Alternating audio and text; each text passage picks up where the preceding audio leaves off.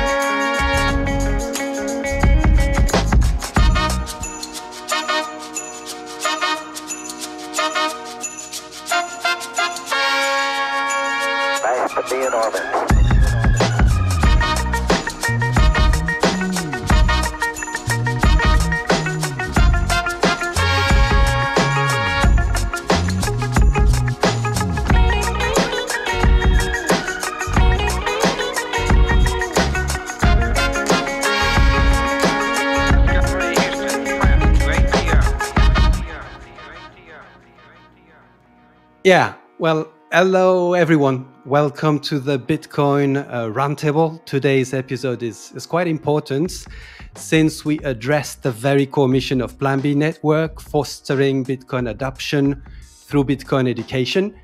I've invited 2 top-notch Bitcoin educators to help us identify the key ingredients of a successful Bitcoin pedagogy.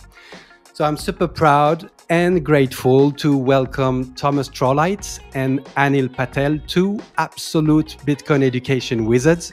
Each in your own style, you've made considerable contribution to the Bitcoin pedagogic toolkit. So if you're new to Bitcoin, this conversation will shed much light on what's coming up for you. And if you're already a seasoned Bitcoiner, stay with us, see how Thomas and Anil unpack the challenges we face as Bitcoin educators and draw our attention to the critical consideration in order to be more successful. Thomas, Anil, welcome to you both. How are you today? I'm great. It's great to be here. Challenging topic to discuss, exciting, near and dear to my heart, but also probably one of the more complex ones. Yeah, I mean, it's great to see you in person, Thomas. Been a long time. And, it kind of feels like we now have a very high integrity cohort of educators that it makes me really excited for the year ahead. Yeah. I mean, that's it. As I was saying, I feel super honored to have you both here today. I mean, you count amongst the most significant source of inspiration I've had. And when it comes to broadening access to Bitcoin education, actually, as I was saying, translating and reading aloud in French, part of your work was one of the very first things I did when I decided to dedicate myself to Bitcoin education. And it's happening everywhere. You know, your books, your writings, and your slide decks are being translated in all over the world, aren't they? How many translations do you have of your work? It's like I don't know. It's quite a lot. It's hard to keep track, but it's it's nice to just kind of say it's open source, and when people ask, to let them know, go ahead and do what you can with it. Let me know if you've done something. But I haven't been keeping a record, and that's probably the best way to go about it. Yeah, Thomas, apparently you could be huge in Ethiopia and you don't know it. Yeah, I mean, someday I'll go to some country and it'll turn out that I am the leading Bitcoin educator there, but I'm not aware of it. It'll be like the searching for Sugar Man story.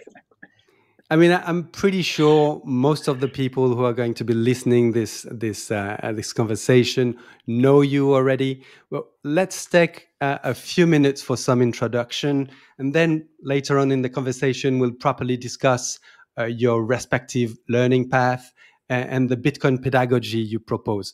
But for now, can you each tell me in a few words the personal and the professional context in which you found Bitcoin, as well as the type of education content you produce?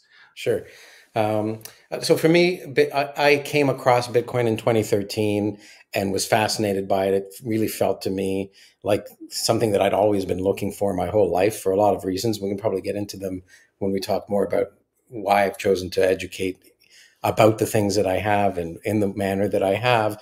And it was in 2020 that I started dedicating my career. I wanted a job in Bitcoin ever since I found it, but it was very hard to find something in Bitcoin that was for Bitcoin rather than for shitcoins for the longest time. So in 2020, as the COVID thing started to unravel, I found myself out of work, and my passion for Bitcoin was so intense that I said, okay, I'm going to start writing about Bitcoin. I felt I had a unique skill, and we'll talk about this, but in concisely writing about topics to an audience that wasn't technical. And so that's how I began, and that expanded into turning things into books, and it also expanded subsequently into longer form pieces than the short ones that I was originally writing. And one thing led to another. It actually led to authoring and narrating several films, and writing another book or two. So that's kind of where I've ended up. I worked for a few years at Swan Bitcoin, but now I'm independent and easing into the next thing, which may be premature to announce, but because Okay. it's not for Excellent. certain yet. So if we want to pick and highlight a few of the things that you've produced in the past few years, there's of course the book Why Bitcoin, right? Yeah. So Why Bitcoin is a collection of 27 2-minute essays on Bitcoin, each one answering a different question about why something about Bitcoin. Many questions that I had from people who I was trying to talk to for years, or other Bitcoiners who said these essays need to be written. And so that's what Why Bitcoin is.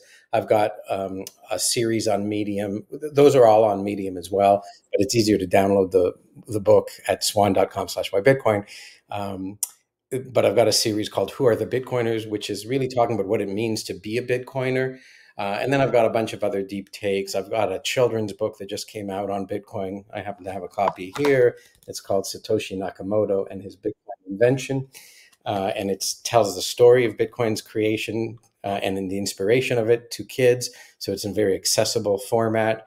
And I've got several films. The two most popular are called Bitcoin is Generational Wealth. Yeah. And this one is stunning, absolutely stunning. Yeah, thank you. And The Legendary Treasure of Satoshi Nakamoto, which was my most popular essay transformed into a film. That's probably my greatest hits. There's also a lot of my articles, because I worked for Swan for 3 years, on the Swan blog. So if you go to swan.com/blog and search for Tomer Strolite, there's lots of articles that cover politics, philosophy, economics, and inevitability of Bitcoin, as well as spirituality. Yes. Yeah. The Legendary Treasure of Satoshi Nakamoto is my spiritual magnum opus about Bitcoin. And it's beautiful. I mean, I thought about, okay, how can I present Tomer in a snapshot? And I thought, it's quite difficult actually, because you do bring something that has become fairly rare in our digital lives. Something's rather unexpected in relation to Bitcoin. And so I'd say Tomer is kind of the enchanting storyteller. I mean, you are the voice speaking to our right brains, the voice that summons both the inner child, the teenager, and the adult. I mean, that's the way I see you. Huh? And not only do you facilitate the understanding of Bitcoin fundamentals, but you also convey the cognitive and emotional signal of transformational effect of this freedom-bearing technology. So it's a little bit pedantic as a description, but the bottom line is you breathe life into Bitcoin, and it's as if you make it you make its heartbeat audible. And I mean it. Well, I've written 3, maybe 4 pieces that are written in the first person from the voice of Bitcoin. There's the most famous one, the most popular one. I don't know if famous is if it qualifies, but it's called "Hello, I Am Bitcoin," and it's written in the voice of Bitcoin. And I've got a couple of other pieces where the voice of Bitcoin picks up. One's a recent poem that I wrote, so I actually have written some poetry about Bitcoin, and one is one of the articles in Why Bitcoin, called "Why Bitcoin is Worthy of Being Loved." And so, yeah, like there's emotion and what's the word I'm looking for, to bringing something to life. Right, I believe Bitcoin is alive, and I'm trying to give this living being a voice as a cell within the living being. Yeah. And we'll come back to it because I think it's important. This storytelling, this descriptive side of your work, but also the emotion and the experiential thing that you're conveying. I mean, Anil, what would you say about your personal professional context, the type of content that you've produced? Yeah, I mean, Tomer is the more articulate, intelligent entry point to Bitcoin, and I'm very much top of the funnel, to the point, and maybe a little less academic. So I feel like maybe I would meet someone very early on their journey, and then they graduate and get to go to Tomer's class. I'm like the admissions. So a lot of my work is very simple. It's very beginner friendly. It's directionally correct, but maybe not as deep or specific, say, as other great educators in the space. So it's almost like I try to be the training wheels for someone beginning their journey. So a lot of my content is very visual, very simple language. What's your professional background? I mean, because you do bring some skills that are fairly amazing. I need to balance this self-description, but where are you coming from? But professionally, I actually started in the music industry, and it was around the economics of ticketing. So the way I first understood Bitcoin was, well, when the music industry had this kind of digital transformation. So with, physical music going the to Napster. MP3s. Exactly. Yeah, it kind of had that moment. And one big transformation that maybe people don't think about anymore is going from physical tickets to digital tickets. So in the early days, to me, that was the first example of a digitally scarce good that could be transacted peer-to-peer. Yeah, so you have an intense first-hand experience of this paradigm shift that has occurred in the music industry, and that's something that you convey fairly well in the slide decks. You're the master of the Bitcoin slide deck. I mean, I need to balance the self-description you made, because I think you've really mastered the art of distilling the essence of critical concept. I mean, you take those concepts, you make them digestible for the layman, and then you articulate them to show us the bigger picture. Plus, you have this almost unmatched talent to make this super accessible through engaging and hyperlogically sequenced visuals. I mean, I think everybody loves your slides, the visuals you use. It's like effortless to go through them, and the message that you convey, however simple you say they are. I mean, those are foundational building blocks for understanding Bitcoin, right? Yeah, appreciate that. And early on, they definitely were none of those things. I put out some if I look back now, it was just awful content. It was probably more a disservice to someone trying to learn than a benefit. And there were many other people doing a similar thing. I guess I'm the only one who stuck around long enough to keep iterating. How long would you say it took you to reach your a level you were more comfortable with in terms of the quality of the production and Probably about 5 years. And I'm yeah. sure 5 years from now, I'll look back at myself now thinking, how embarrassing. So uh, it's just a very gradual process, and you're just trying to incorporate feedback a little bit at a time along the way. Well, that's fairly encouraging, alleviating for guys like me and others listening to us who are struggling a little bit and striving to find their own path and their own way of sharing the singularity of their being and add value to the community. So it's good to hear that we need to be perseverant, patient, and keep building and integrating feedback. Today, the idea really is to discuss this puzzle that we're facing. And if I were to sum up this puzzle, I would say that, okay, it's January 2025. Bitcoin's just celebrated its 16th anniversary. And we are at this incredible stage where companies and nation states are starting to ponder the Bitcoin strategy. It feels a little bit crazy. And in addition, there's this stunning, ever increasing boom of educational content, which quality keeps improving, which integrity, as you said earlier, is becoming fairly high. It's all getting translated in plenty languages. And more often than not, it's free. So if you look at Plan B Network, it's a good illustration of this trend. I mean, there's so much available for free of really high quality. However, despite a decade of perfecting Bitcoin pedagogy, getting to grips with Bitcoin remains a very challenging process for most people. So you're here with me today, basically, because you found a way to bring people closer to their orange pilling moment. I know there's a lot we can learn from you.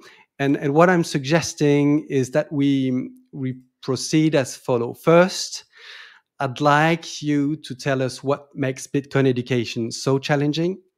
Then I will ask you to explain the pedagogic implication of this transformation Bitcoin seems to require from us as we learn about it. And finally, I'd like to review with you the different kinds of Bitcoin learning approaches and reflect upon your own specific contribution. Yeah. First, let's try to explain what makes Bitcoin education so puzzling, so challenging. Why not clarify first what we are really trying to achieve through Bitcoin education? Tomer, do you want to have a go? Yeah, I almost want to answer these questions in the opposite order, because I think what makes Bitcoin so challenging is what makes Bitcoin so unique. Okay? Bitcoin is not like anything that anyone's ever seen before. And like a pyramid, and not even just a two-dimensional pyramid, which is just a triangle, but like a three-dimensional pyramid, the base of what you have to understand to get to the apex, you have to lay down all these bricks. Bitcoin is about money and economics and politics and ethics, right? So and it's technological. So it has all these components to it, and most people don't want to learn about most of these things, or haven't learned about most of these things. And Bitcoin is an integration of all of these things. And if you only learn one of these things, just the technology of it, you end up with this conclusion: it's an interesting technology. But if it was just an interesting technology, it wouldn't be all the money in the world. And so when you start to talk about all the money in the world, you start to talk about economics and everything else, and all the politicians get interested, and you realize the politicians are the ones printing money, and so you have to get into the politics of economics, and all of this thing spirals. The understanding of the technology requires going even lower underground to get into the mathematics behind it. So it's a very complex structure, Bitcoin, and you don't have to understand everything all at once. That would be impossible. But you do have to, the greater an understanding you want of Bitcoin, you want to get of Bitcoin, the more groundwork you have to do to get to the higher elevation. So it's not an education that you step into an elevator and press the penthouse button and it takes you straight to the top floor. You spend a lot of time on the ground floor in various areas, learning things, and you can get up a little bit higher on money or finance or something, but eventually you reach a point where you've hit a ceiling, and you've got to go over and really understand, well, why is this a moral form of money? And so that means going downstairs and saying, well, what's morality? And and that's a deep philosophical topic that takes you back thousands of years in education. So it's a very widespread basis for putting this thing together. And I think that's part of what makes it so challenging, right? It's not A, B, C, D. And the order is like, the order may be very unique to each individual. There isn't even a predetermined order that you need to tackle these things in, because a lot, Bitcoin is very self-taught for most people. So, you may be interested in a little bit of each of these, or you may want to go as deep as you can on one of them before you then switch gears and go 2 or 3 steps in the other. So it's very self-paced, the education as well, and producing the right content at the right time for the right person, connecting them with the right person also then becomes exceedingly challenging. There's also some of these areas that are not as well explored as others. And so there are fewer voices explaining certainly. There's lots of voices explaining, look at the number, it's going up, the nation states are coming, the FOMO is coming, buy. But there's a risk in the conviction that people have there. So I'm going to catch my breath and maybe let Anil respond to his angle. Anil, what would you add? Very little, actually. That's a perfect, I think, encapsulation of the journey. It's completely different for every person.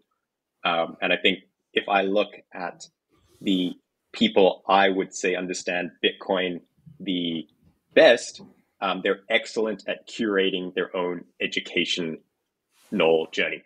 Like they're very good at seeking out what information they need. They're good at seeking out which people possess that information, and then they're curious enough to go and listen with an open mind. Yeah. So my personal approach has really just been to document my own educational journey. Right. And each, I guess, project has then had an output, whether it be a book or an online course that I'm then throwing out as a result of accumulating a bunch of information, and then that's kind of a way to timestamp it almost. Yeah, I mean, interestingly, what you've raised as a challenge, Tomer, is the complexity, the interdisciplinarity of the knowledge you need to explore to make sense of the different facets of this weird new object. What you did so wonderfully in your book, White Bitcoin, is make this exploration relatively accessible in terms that you're probably the only one to be able to find. I suppose that any person of 12, 14 years old will start grasping quite a few things by listening to these 27 essays. But something that comes out in this book, in this White Bitcoin, is that much of this knowledge is actually being revealed to us. It was sort of hiding in plain sight. And so there's this notion of money as a taboo, and that's something that, Anil, you've laid out perfectly in the content that you've produced, drawing the parallel between the analphabetism and the emergence of the Gutenberg press, and the freedom of information, and comparing this to our financial ignorance and what's happening with Bitcoin. So there's this taboo that has been probably voluntarily kept taboo, some sort of knowledge that we're not supposed to know too much about. And so the whole construct of the world, which is largely dependent of our understanding of money, is kind of fragilized, and it's how do you say, it's shivering, it's almost collapsing as we start to learn about Bitcoin. So there's this challenge also, the emotional challenge and psychological challenge related to accepting the idea that, this old worldview that I've been consolidating through my life is starting to collapse. And am I going there? Am I going there? Isn't it a challenge that you also witness? I think what you're describing is something that many of us personally go through. Like Bitcoin shatters our worldview is shattering because so much in our civilization is being revealed to be not what we were taught it was. Right? Like it's just democracy isn't the perfect solution we thought it was, and the institutions are collapsing, and the money is certainly not what we were taught it was, if we were even taught what it was, or rather than just left to our own devices. And so there's this terrifying shattering of worldview. Like everything that you believed in is called into question. And the more you study Bitcoin, the more it shatters that worldview, because you realize, well, money is just this construct made up by privileged people, and they use it to take advantage of you. And now you realize you're enslaved in a manner of speaking, and you thought you were in a free country. And so there's all these terrifying consequences that come up, and the Bitcoin increases the terror, but Bitcoin's also there to catch you as you fall through this shattering thing, and to help you reassemble a view of the world. In one sense, in a very true sense, it is this thing that you can hold on to that is very truthful about itself. It's completely naked, right? It doesn't conceal anything about itself, despite the fact that it uses concealment technology, cryptography. It only uses the side of cryptography, which is verification and proving. And so it's this proof machine that everybody can agree on its state. Everyone can agree on its on where it's at and what its rules are. And so you've got something that you can bring to yourself, first of all, that you can hold as a pillar of truth, and that other people can hold onto that same pillar and see it in that narrow regard in the same way. And then you can build out your collective understanding of everything else and rebuild your worldview around something that you know has transparency and verifiability.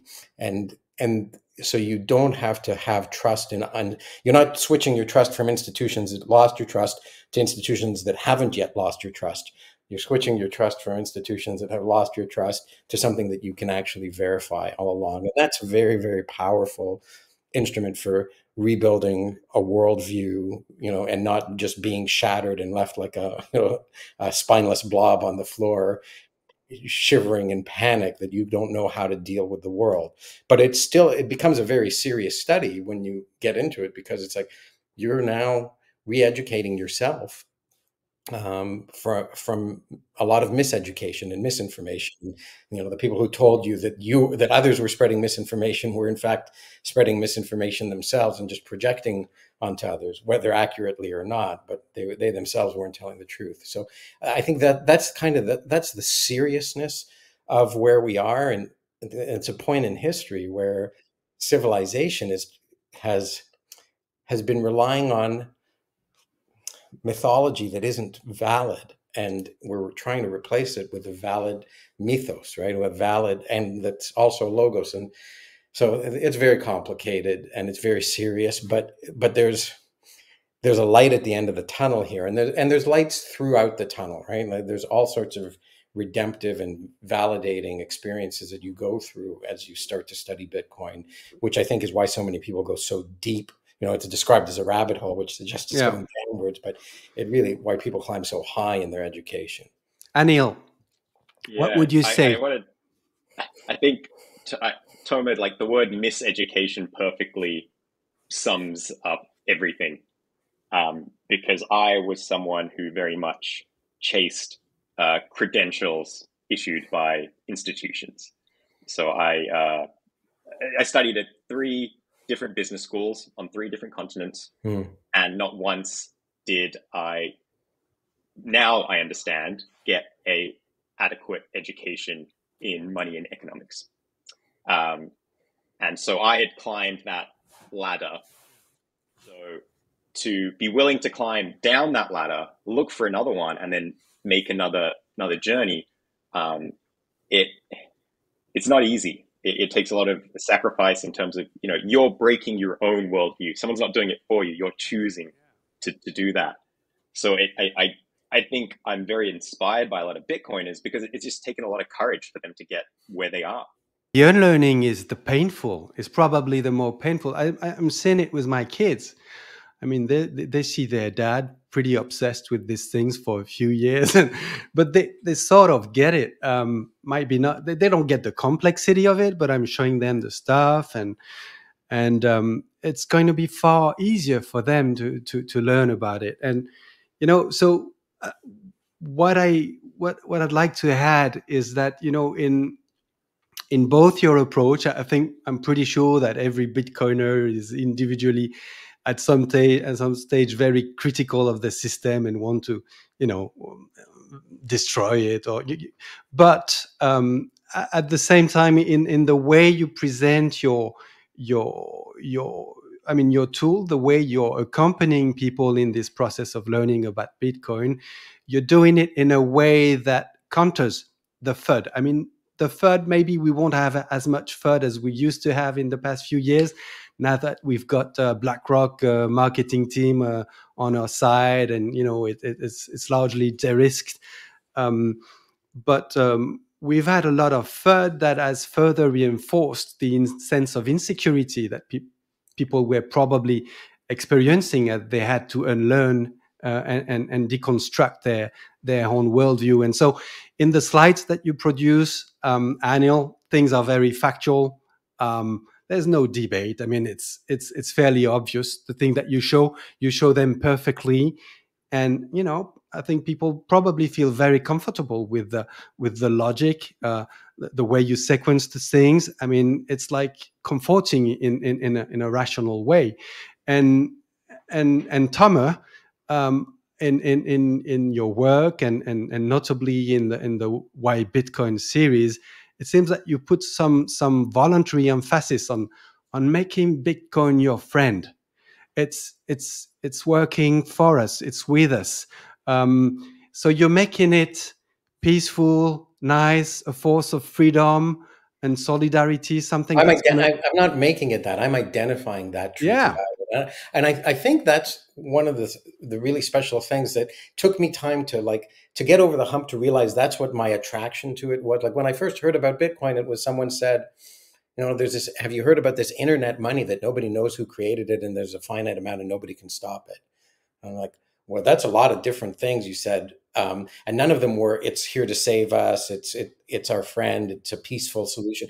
But I somehow knew from, I guess I intuited from what I'd known before in my studies of economics and philosophy and other things, that there was something really special about this and good. And by good, I don't just mean high in quality. I mean, like good as in good versus evil, right? That there was something good here. And it was in writing that I started to really articulate these things. I started that series with why you should choose Bitcoin, which ended up being a bit of a moral piece, because Bitcoin lets you choose it. It doesn't force you. Well, the choice of being free to choose something versus being forced to use something is actually a moral choice. But I hadn't quite realized that even yet. I just thought, here's a nice feature. And as I wrote more and more, my heart started to open up more and more around, this is good for people. This is good for civilization. This is good for individuals. This is good for peace and constructiveness and productivity and energy and humanity. And so that's kind of the evolution of those pieces. And I've even forgotten now. I mean, that's it. I mean, I guess in the sort of indoctrination that we receive at schools, I mean, depending on our culture, depending on our religious affiliation, money may be presented to us as either neutral or slightly bad. Yeah. Whereas a sound money, we learn as we study Bitcoin, is a tool for cooperation, is a tool for being creative and more efficient, and it's a tool for building together. So it's only positive, right? And it's kind of a discovery, but it's probably something that generations before us had realized before, right? Yeah, looking at the modern history of innovation, I think it's fairly well understood now that certain inventions were bound to exist at certain pockets of time. It was just up for debate who was going to assemble the individual components first in that particularly novel way. So I'm not at all wanting to take anything away from Satoshi Nakamoto, but there are many historical books that foresaw some form That's of right. money linked to energy that could be transacted over a digital Yeah. network. But obviously, there were so many steps that had to be in place for that to even be a realistic possibility. Right.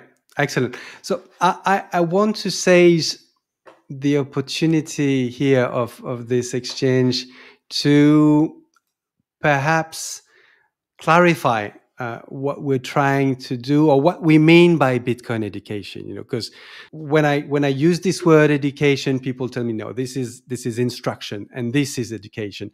So I came up with some definition that are a bit too long here, and this diagram that illustrates the fact that education is far broader than instruction. Instruction is more the transfer of knowledge and skills, and so there's a place for Bitcoin instruction. You're going to know about the basic principles of how it works and so on, the technical aspects and so on, and you can learn how to use. And this happens through direct teaching methods and curriculum driven activities, and that's important. And when we talk about Bitcoin education, it goes beyond mere instruction. It also encompasses the acquisitions of value, beliefs, and habits. And here you can read, it says, it's nurturing critical thinking, creativity, social awareness, and ethical values to allow learners to explore, question, and grow in various dimensions of their lives.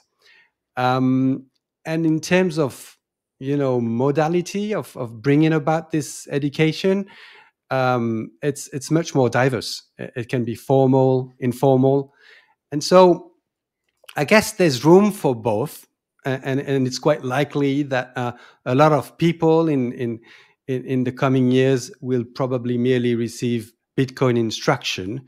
But I guess to witness the full potential of Bitcoin as a freedom technology unfold in the world, we're going to require ongoing education efforts, right? Sure. I mean, and I don't know where you view practice in this thing, but Bitcoin isn't merely an academic activity, right? It's like it's the money that you're intended to use, right? So like it would be even better if people merely, if you have to have a trade-off between Bitcoin instruction and Bitcoin usage, well, the more people use Bitcoin properly, the better, right? And so it's like, you learn you get instructed into how to drive a car when you're 16 or 17 years old, and then you drive it for the rest of your life and you become a better driver through practice. And you probably have an accident or two along the way, and you learn what not to do. But I think Bitcoin is learning about, like, the goal of Bitcoin education is to activate within people their own curiosity and their own desire to take care of themselves when it comes to money, not to have blind trust in other organizations, and not to have ignorance. And if you can get people past that threshold, then there's a broad spectrum of how much they may want to learn about Bitcoin, how much education they need to be able to use Bitcoin, to live with Bitcoin. We're at such an early stage that all of this academic intellectual rigor needs to examine it to ensure and develop its fortitude, its anti-fragility, its strength, and to validate for others. But if you forecast a point in time in the future, call it 100 years to make it really comfortable. It could be much sooner, but where everybody's just using Bitcoin, and that's the word people use for money, and that's the system that people use for money. You simply learn how to use it, and you use it. You don't go down the rabbit hole as some kind of stranger. It's the whole of civilization has come to accept it. So I think we're at this really important point in the history of Bitcoin. I do think it's inevitable, but the work doesn't do itself, right? People have to do the work. And that's where the most curious people choose to dedicate their energy to asking the tough questions and answering them collectively with the other people who are deeply curious. Plus you have some people, many people who live in regions of the world where they don't necessarily need to make such an effort of deconstructing their worldview to agree that the institutional setup is pretty much fucked up, and the money as well. And so they know that they have to rely on themselves. They know that if they don't get educated about money matters, they're going to be losing all the time. And yeah, so that sort of philosophical economy or political economy learning, they do it like informally since a very young age. And what matters is to be able to use this money in space and time, right? Yeah. I guess I see maybe Bitcoin education more as an exercise in like self-care, if that makes sense. In that, I think people born under the fiat system, they genuinely cannot comprehend that they can work, produce value, and store that value, because that's very much inherently linked to your own self-worth. So I think people's self-worth is suffering because they do not genuinely believe, because they cannot see the evidence for it, that they are contributing value to society, because they are compensated in something that's continually being debased. So yeah, if my goal really is, can we move people into a mindset of understanding that is a distorted worldview, and that they can contribute to society, they can provide value, and I believe then their self-worth increases as a result, and it just leads to better results for everyone involved. Right. Okay. So now let's move on and try to explore what are the implications of those challenges we've described. Their implication in the philosophy of education you have, and you've sort of explained it at the very moment, sort of philosophically, the higher goal that you're pursuing, but also practically. I mean, we've talked about the cognitive complexity of the matter. We've talked about the different psychological, emotional obstacle that may be associated with, deconstructing your worldview. So it's about accompanying the learners in this journey toward, as you say, self-care, more responsibility, and a broader understanding of what money means, right? Yeah. Well, I hope I'm answering this question correctly. I think a lot, when you speak to education, one of the most important aspects of education early to educate is motivation. And like people who aren't motivated, and people who aren't motivated to learn something simply don't learn the thing, right? It's, you can see them in a classroom and they don't understand some like advanced mathematics, and they don't pay attention because they don't see how it's going to benefit them. And so Bitcoin is interesting because it has two really strong pillars. The first one is selfishness, right? People are motivated to be rich.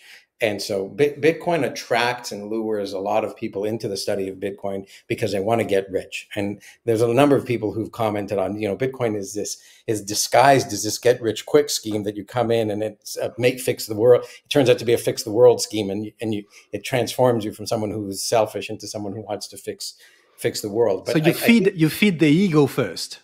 Well, it's like this reverse, like so many things in this world are bait and switches that they lure you in. They say it's going to be good for you, and then it makes you addicted, right? And so it's not good for you, or it's always the switch is the evil and the bait is the good. But Bitcoin is like it flips the table on that. The bait is the evil, and the switch is the good. And you realize, rather than being rich and feeding off of other people's efforts, we can all live in harmony together and be productive and trade with one another peacefully. And that's the world I want to live in. And Bitcoin actually enables that. So that's that's the first mind-blowing thing that happens to a lot of people. But there are, for me, I think where I really try to be a voice, because I think that there's not as many voices in this, is exactly that. It's this thing is a morally good thing, and if you want to discuss morality, let's go into it. I can explain it, and if you want to discuss why it's a morally good thing, we can discuss that too. Because I think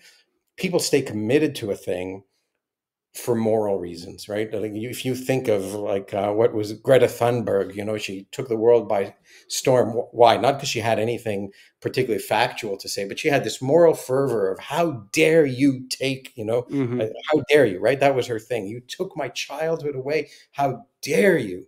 And Bitcoiners, in a sense, also are saying, how dare you steal all the money in the world over and over and over again from all the hardworking people in the world? And we can put a stop to it. And so there is a very, very strong moral case for Bitcoin that the sooner people start to get attracted to it and study it, the more conviction they're going to have, because they're going to be convicted on a moral basis to it, and a legitimate, rational moral basis, not merely a child emoting, but a rational case for the morality behind this thing. And I think that's the turning point for a lot of people. For some people, it comes as a sudden epiphany. For other people, it's just a very gradual transformation. For some people, they never really formally acknowledge it, but you see them fighting so hard for Bitcoin that it's got to be a moral case. Like it's long ago they made enough money, or long ago that they, became comfortable with the fact that they might not have too much money. But there's a moral case for fixing the world on a moral ground, and the broken money needs to be replaced. And I think that's something that you see that with people, the longer that they're in Bitcoin, which actually motivates them to become Bitcoin educators, even if they're not educating about the moral aspects of Bitcoin. That's interesting. I need to give a further thought to this comparison with Greta Thunberg. I didn't think about I only that bring her before. up as an example. Like, look at how impactful Yes. on others moral fervor is, right? Mm-hmm. You know who she is. I know who she is. Yeah. Not because she made a strong case for environmentalism, but because she said, how dare you? And she's playing with guilt. I mean, she's tapping into this huge reservoir of energy that we share, humankind, this guilt that we have. We're not playing too much with this within Bitcoin, are we? We're more like, okay. I don't think we're not trying to make other people feel guilty. We're trying to say to people, come over to the side, like there's a better world. You can stay. You can stay there. There's a better world, and it's not that we don't have enemies, right? Like Bitcoin has many enemies, and eventually we're trying to persuade them to be allies, but by redeeming their actions, right? Like stop stealing, stop inflating the money supply, stop creating inflation, stop destroying the economy, stop destroying rationality in Western civilization. So there is a moral fervor there, and there's some Bitcoin educators, personalities who are very morally. Their case is moral. Like you listen to Eric Case, and he gets you worked up. You listen to American Hodl, you get worked up, and you're like, I want to be on this team because they're the good guys. Right. So it's absolutely there. But it's more thought out than what a 14-year-old on their own with a speech written for her can do. That's how old she was at the time. It's more of an adult conversation. Yeah. That's it. You're right, though. Like she's tapping into this general disappointment in society, but I guess Bitcoiners are the ones who are saying, well, this is the actual root cause. Yeah. There's a lot of different paths you can go down with that outrage and that frustration, but let us connect the dots for you. Yeah. And then you find your North Star, find your compass in Bitcoin, and then work outwards from there on solutions. Yeah. We often say that, or maybe is it something that you observe that a precondition, a prerequisite for falling into the rabbit hole, or for allowing your natural curiosity to expand as you hear about Bitcoin or read about Bitcoin, is to have some degree of mistrust with the government and so on. For me, I was working in my ed to development sector, and I could see it being totally corrupted by this woke ideology fairly strongly. And I was like, okay, I'm not following you there, guys. And then that was the beginning. I was, so there's this mistrust, which is probably an important element to trigger to trigger the search, right? Well, I think everybody's got an element of mistrust in them, to be totally honest. There are some people who don't trust their own selves, right? And that's a whole other personality disorder. But everyone's been betrayed at some point. Everybody's been lied to at some point. And very few people, if any at all, say, oh, that was good. That was a good experience. I got lied to. I got cheated. I didn't get what I paid for it, right? Like everybody feels that there's something really wrong with that. I think that slogan in the Bitcoin community that is don't trust, verify is one of these beaconing calls. It's one of these bells that ring that say, here's something you can trust. And people know that the area where they should have the least amount of trust is in the dealings of money with other people, with institutions and entities. And yes, there are many people who articulate, who say, so I'm certainly not one of them, but there are many people who say, pay your taxes, trust the government. They're here to take care of you. They're the good guys. And I'll take them at face value that this is what they believe to be true. But it's impossible to avoid seeing scandals in government, seeing wasteful spending, seeing destructive tendencies. And so sooner or later, there's some element within everybody that says, is there a better way? It doesn't have to be a lot of curiosity. And we don't need the majority of the world to have that mistrust enough to study Bitcoin. We just need a tipping point. At this point, what's really interesting, I'm rambling a little bit, so I'll land the plane, as people say. It's like everybody's heard of Bitcoin, whether they fully trust the government or not. They don't know what to make of it. They don't understand it yet. They need the introductory education. They've probably only heard miseducation. It's used for drug dealing and money laundering and evil. Mm-hmm. So they haven't actually heard the truth about it, but they've heard about it for some reason. And keep in mind, right, Bitcoin doesn't have a marketing department. It doesn't have any staff, right? It just has people who are passionate about it, motivated to tell the truth about it. And so this, sooner or later, it just creeps in. And we've certainly seen the momentum of this thing accretes, even when the price goes down. Just like when the internet bubble popped, people kept connecting to the internet, and they kept using Google, and they kept relying more and more on the internet. So the fundamentals of the internet kept growing. The fundamentals of Bitcoin keep growing. More and more people are understanding it.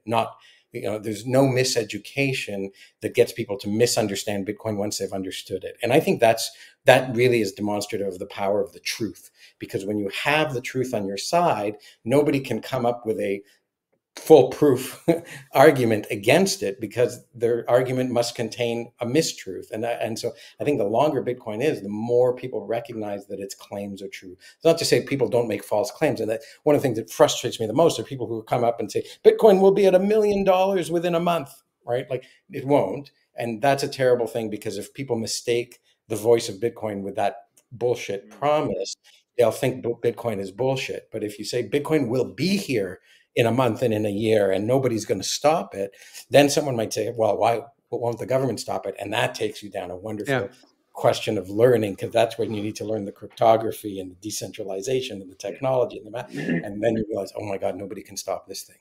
Anil. That's enough for me. No, you're right though, in that it doesn't have a marketing department. And when you look at some of the shitcoin foundations out there, pumping millions of dollars into fancy campaigns and hiring, spokespeople. There was a great example of this just recently. You might have heard. So, I'm based in Vancouver, and Vancouver, the mayor has been well and truly orange pilled by our good friend Jeff Booth. And so he put forward a motion in city council for the city to study Bitcoin. Nothing really more than that. There were other things down the line that could lead to, but it was really just, should the city study Bitcoin, and is there an opportunity for the city economically, socially? And so I'm not very politically involved, because I kind of just see politics as a circus that's just downstream of reacting to technology and the incentives of the fiat system. But I thought, okay, I'll go, and it's open to the public. I'll go and say my few words. And there were about 30 citizens who showed up to speak, which really surprised me. And about 28 of them were in favor. All different walks of life, all age groups, all occupations. And it was just demonstrating that people will come to Bitcoin eventually. And I think that was a very strong message for the city councillors to see is, okay, maybe there's like a little bit of coordination amongst the Bitcoiner community here, but in general, it was just random people were on their own journey and they wanted to give their That's 2 it. cents. They'd done their work and it was overwhelmingly positive in favor of Bitcoin. So I think this on a long enough time frame, everyone's a Bitcoiner. What you're saying is interesting. I mean, we provide some guidance, some knowledge, different modalities of sharing the information, of propagating the signal. It falls in the ear of someone at the very stage of his her life when he's ready to engage in this journey. I mean, I'm showing you this picture of this hero's journey from Joseph Campbell. I'm sure you're very familiar with it. I mean, I discovered it on Twitter with Brian Romelo. I mean, a fantastic account. And then there was this a French friend, Theo Mogenet, is now heading the Bull Bitcoin in Europe. And at a conference in France, he basically used this monomyth and suggested that it's a pattern that match well, that provides a good representation of the dynamics at play in the formation of a Bitcoiner, and also the role of the educator. The educator is more of a mentor than a knowledge, feeder. I mean, this is such a classic archetype because it's so true to life. And like you can think about almost every aspect of your life, every adventure you've had, every challenge you've had to conquer. And if it came too easily, it wasn't really a challenge. And if it came with a challenge, you needed a teacher, you needed to have some kind of falling into the abyss and then picking yourself up and learning again. So I think it's a wonderful outline for writing stories, and it's also a way to reflect on your own past with every challenge that you've come across. I think Bitcoin is a big hero's journey for a lot of people, right? Yeah. So but it's not the only one, and it's not the last one, right? It is a cycle of fixing something that ends up being a part of a bigger hero's journey for you, which was for me the main motivation behind writing The Legendary Treasure of Satoshi Nakamoto. It's like, well, why are you learning about this money? Why has this money got this incredible story behind it? All of this stuff, and it's ultimately to figure out who you are, right? Like to free yourself from the shackles of a broken system, put yourself into something new, learn about the fact that something can be honorable and high integrity and purified and noble, and then recognize that you can be that too, and then to be your most noble and best self. So I think the Bitcoin journey is an important, but not the final journey for people, and realizing that your Bitcoin journey is not your final journey, because a lot of people go into it again thinking this is the thing that's going to make me rich, and being rich is the goal in life. That's right.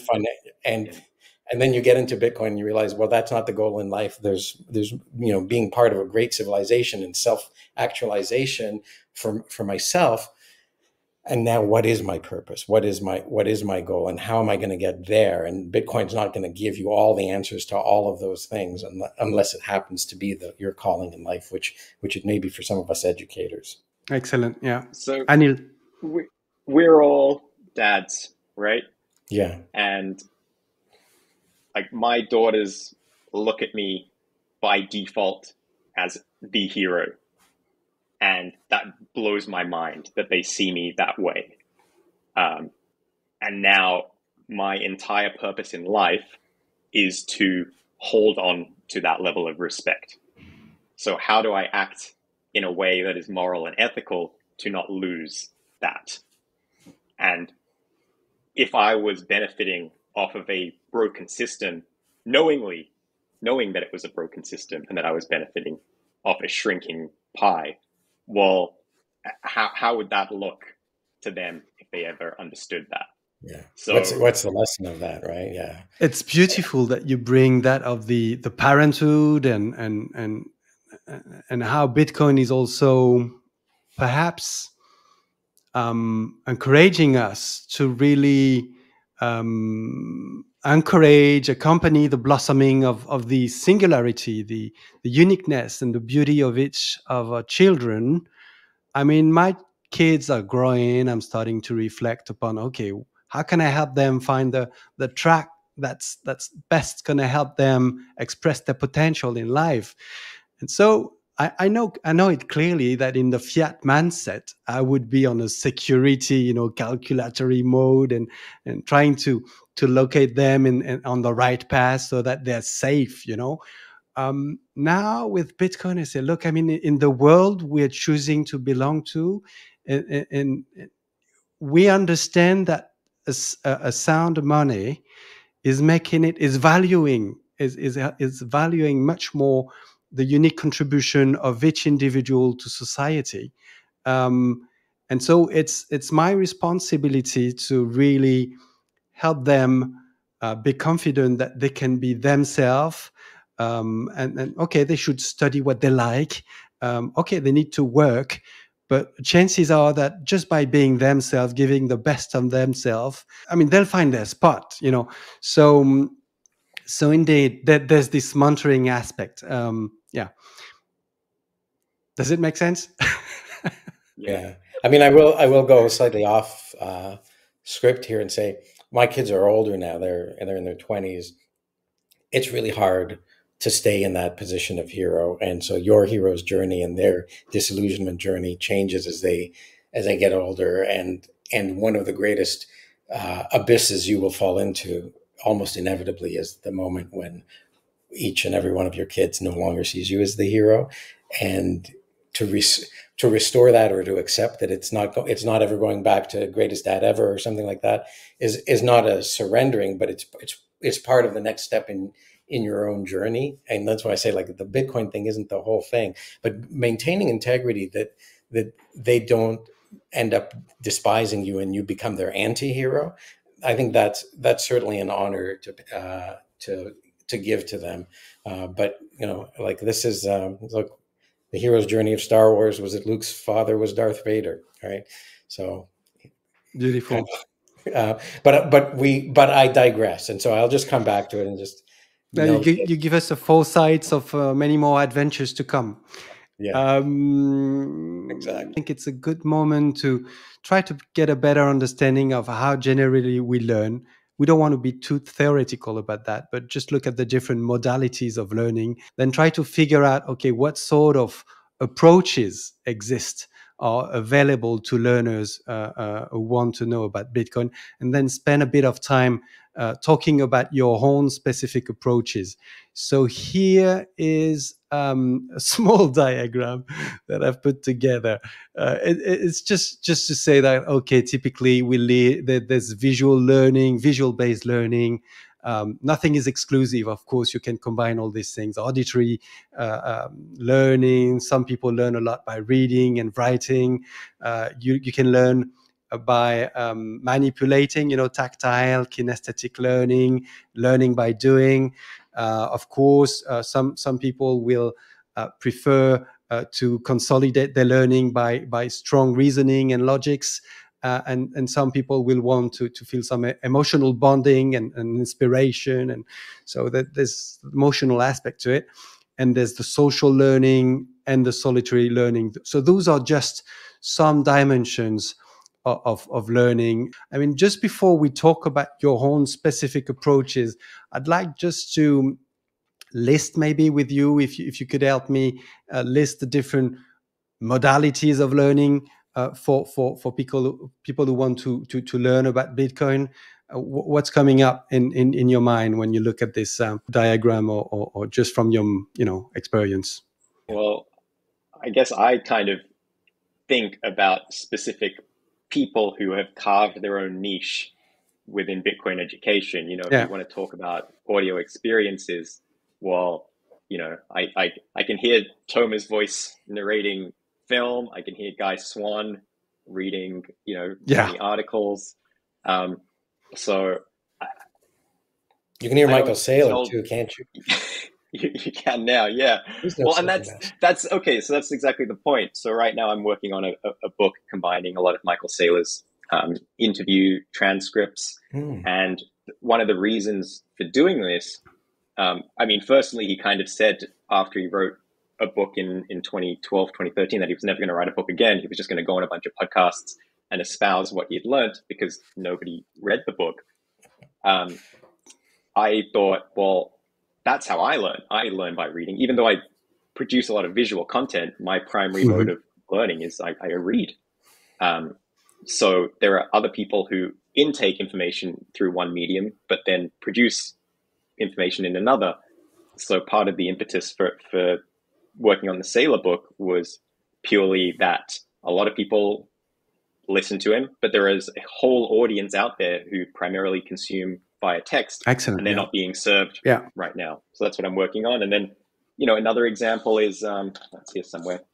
So I spent about 9 months working with Parker, putting his Gradually Then Suddenly essays into a book, because, a lot of people love reading blog posts, but there's a whole group that just want something tangible in a single, something that's not connected to the internet.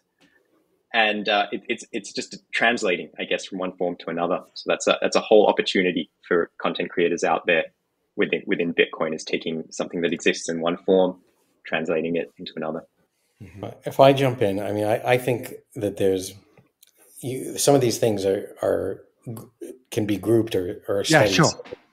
So there's the rational and emotional aspect, right? And you can attack both of those through reading, writing,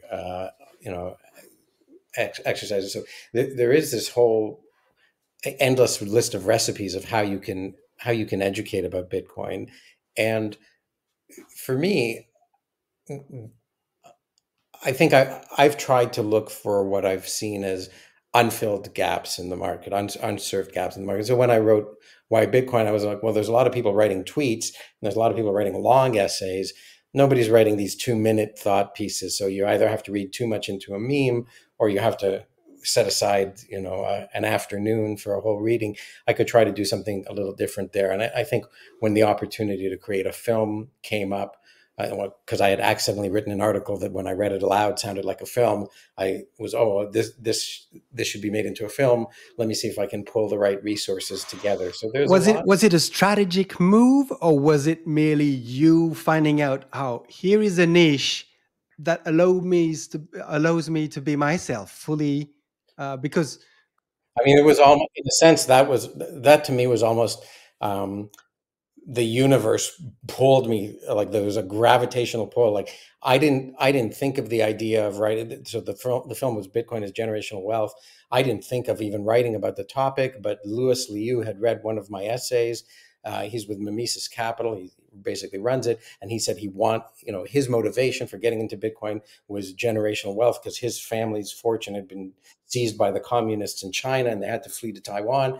And so he wanted me to write an essay on this thing, and he kept pushing on me. I dragged my heels, and finally one morning in the shower, I had an epiphany about what to write, and I wrote the thing. And then a week later, after it was written, I read it to somebody, and as I was reading it, I was like, oh, this would be so much better as a movie than as an essay. It feels like it needs pictures, and so I read this article the next week at the Bitcoin meetup in Toronto, and lo and behold, the director was there, and I asked him if he could make it. I'd seen a short movie he made, and it was exactly the kind of style. So and he said, yeah, but we need an editor. And the next Bitcoin meetup, an editor showed up at the last minute. It was like God was like handing me, like, here's the steps to step on next thing, and I just surrendered into the whole thing. So there was no strategy at all to create that movie.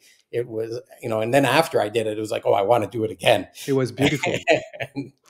Absolutely beautiful. And I mean, the combination, I'm so happy to have you both today, because really, when I experienced my first bear market, I mean, I discovered Bitcoin with Andreas Antonopoulos, which was fantastic, and very lucky to have. You had him on your show yet?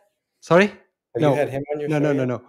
But I mean, I could spot that the guy knew what he was talking about. I mean, I'm not a super high IQ, but I could, I could get the logic. I could, validate that the guy was super rational, and I could spot that he was super integrous, and that was enough for me. And then during the bear market, and in the following years, it's the combination of the type of knowledge content produced by guys like you, Anil, and Parker Lewis. Very logical, pristine, classical, and guys like John Vallis and you, Tomer, who bring the emotional, spiritual, the value side of thing. And I say, okay, not only this rational, but those guys are all the type of integrous man that I want to be, and this is my tribe. And I say maybe I can be wrong because I don't have the IQ, and it doesn't seem there are too many people who can fully 100% validate that it's never going to fail. But this is my tribe, something like that. So anyway, Anil, do you want to add something? Maybe just the last point on different methods of learning. Maybe going back to your bait and switch point, Tomer, is early on. I really my goal was to get published in Citadel 21. If you're familiar with that magazine, and I had my very first article published there too. There you go. So that was the pinnacle for me. I thought if I achieve that, I'm done. I can pack it up. I'll have hit my target. And it was why I tell people that you have to write. Even if no one reads it, you must write, because writing is the process by which you figure out you don't know what you're talking about.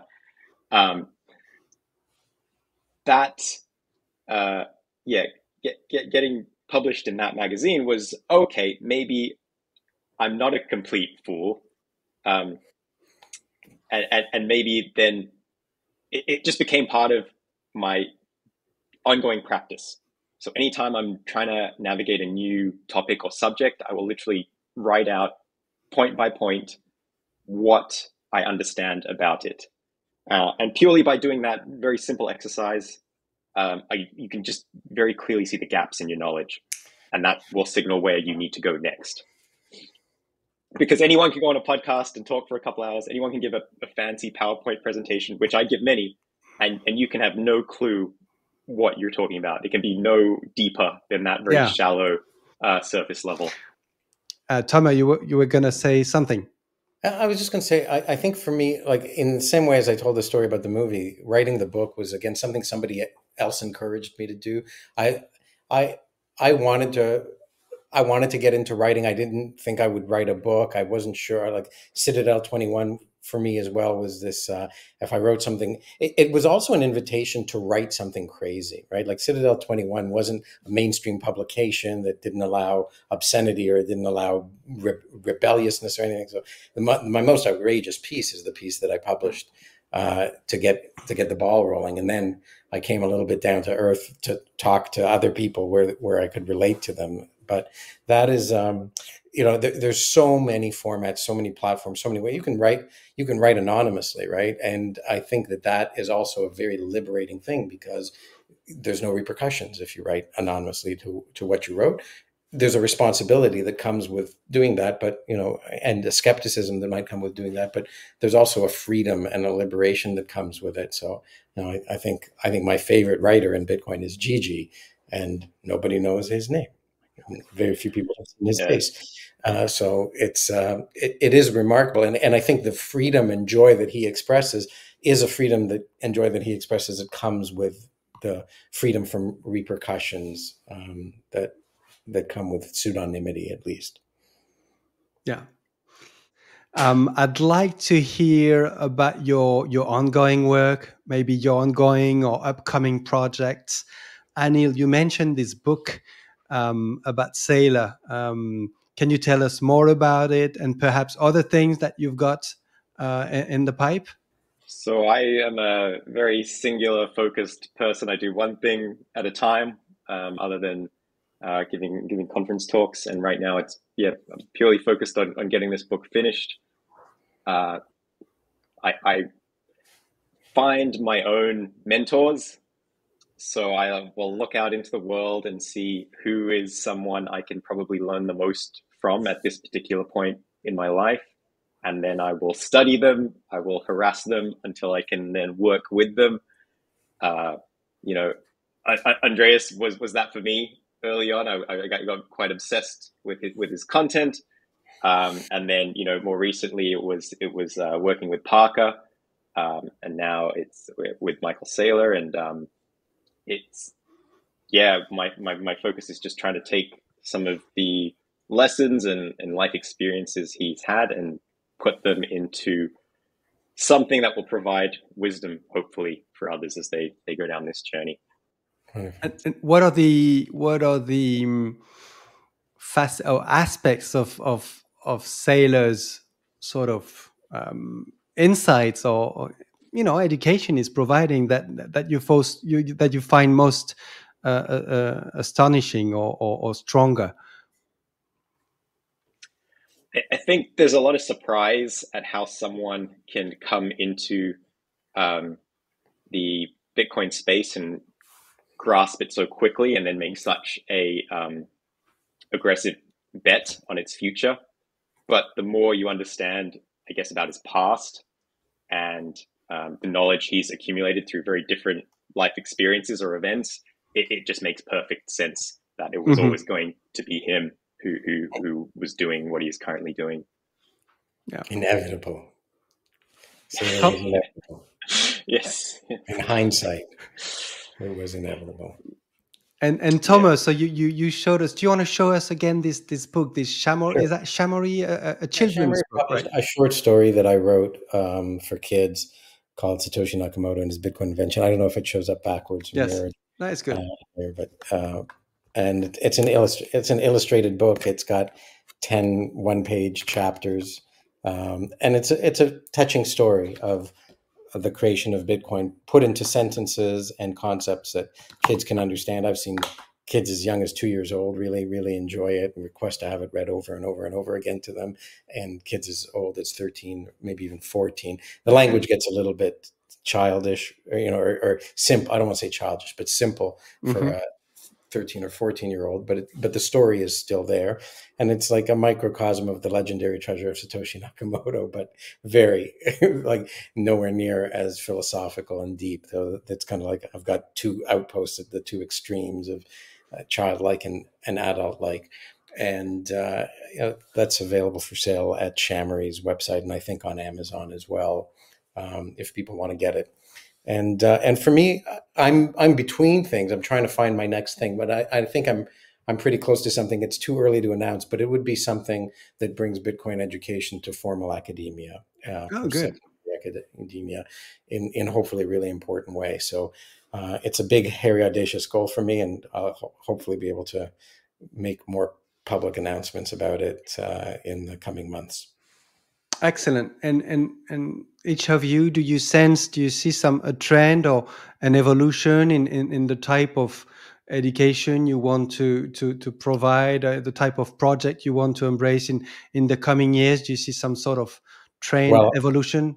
The big thing is the train is moving and it's picking up speed, and you either get on and pick up speed with it or get left behind. So I could continue to do what I had been doing, but it's kind of silly. Like you've got the president of the United States talking about it. You've got all the attention that Michael Saylor and MicroStrategy are bringing to it, and all the institutional stuff. So you can't ignore it. You can't pretend it doesn't exist. That doesn't mean you have to what's the word I'm looking for? Compromise the integrity of what you do to be with it. But you have to live in the real world, and in the real world, this is a socioeconomic, political powerhouse that's moving at an accelerating speed with tremendously accelerating momentum and all this kinds of volatility. So you have to be prepared to advance your education and your perspective to recognize that that's where we are in Bitcoin's history. And you can choose to get off the train as an educator and not educate to the masses, or you can try to stay on and figure out how to apply yourself to this ever-changing thing. So it's like your wish comes, careful what you wish for, it might come true. That's where Bitcoiners, I think many of us are at. And many of them are having an identity crisis. It's like, well, I kind of liked Bitcoin when it was, counterculture and it was just us and it was just our tribe, guys, come on. And now all these people are getting into it, and that was part of the vision, right? So this, whether you were ready for it or not, here it comes, adapt. So you're going to be trying to find your own way to bring some degree of maximalism. I think this is actually where many of those of us who have high integrity and belief in the system are need to shepherd it that much more carefully when there's so many more people who could be fooled by so many more Yeah. people who are entering the system who are not high integrity. And we've cut our teeth on this with shitcoins in the past and then NFTs, and like every cycle has had its crash come because there's been bullshit that overhyped what's going on here. And then that when that bullshit wore off, it went away. So like, we got to be prepared for it. We got to prepare people for it. And we got to recognize that this time Bitcoin's worth $2 trillion, not 100 billion, and not one. I don't remember when Bitcoin crossed $1 billion or $10 billion. I was like beside myself. I was telling everybody I knew on Facebook, can you believe it? And they're like, what's Bitcoin?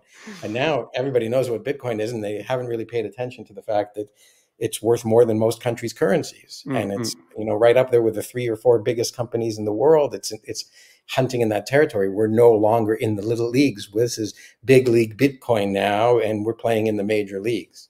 Yeah. Anil? Oh, man. So many thoughts. I think personally, I'm just going to continue sharpening different skills, whether it's writing, public speaking, designing, book publishing, so that, as Toma kind of mentioned in that story about how the documentary got put together, is you find yourself just being in the right place at the right time when all the ingredients for your recipe just happen to be within reach, and then wonderful things can happen. Yeah. So, keep working and good things come. Wonderful. Well, I think it's a great point to conclude this conversation. Anil, Toma, it's been absolutely delightful to have you at Plan B Bitcoin Roundtable today. I love your work. You bring great value to the community. You're inspiring so many of us, and yet more to come. I wish you both a fantastic year, and I hope to meet you again somewhere in the mid space.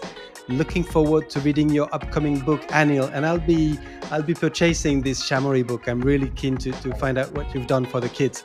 Thanks again, both, and bye-bye. Ciao. Thank you. A pleasure.